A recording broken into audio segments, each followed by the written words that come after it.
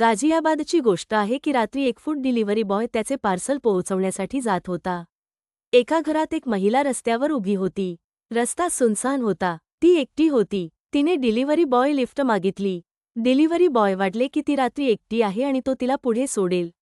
Delivery बॉयने मुलीला त्याच्या बाईकवर बसवले आणि बाईक सुरू केली आणि पुढे जाऊ लागला. हळूहळू जवळून जाणारे सर्व वाहने आणि ट्रक त्याच्याकडे पाहू लागले. डिलिव्हरी बॉयला समजत नव्हते की ते त्याच्याकडे खूप विचित्र पद्धतीने का पाहत आहेत. तो सरळ त्याच्याकडे पाहत होता. अचानक एक ट्रक आला. सरदारजी आत होते. त्याने डिलिव्हरी बॉयला काहीतरी सांगितले पण त्याला ऐकू येत नव्हते. त्याने त्याचा ट्रक त्या बाईकच्या मागे लावला आणि अचानक ट्रक बाईकच्या समोर ठेवला. आता बाईक थांबते. सरदारजी ट्रकमधून बाहेर पडतात आणि लोखंडी रॉड काढतात आणि त्या मुलाकडे जातात.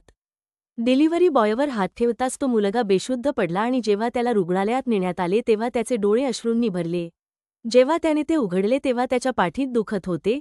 तेव्हा त्या ट्रक ड्रायव्हरने त्याला सांगितले की तुमच्या मागे बसलेली ती महिला तुम्हाला खात आहे किंवा तुम्हाला माहीतही नाही कारण तिने तुमचा ताबा घेतला आहे.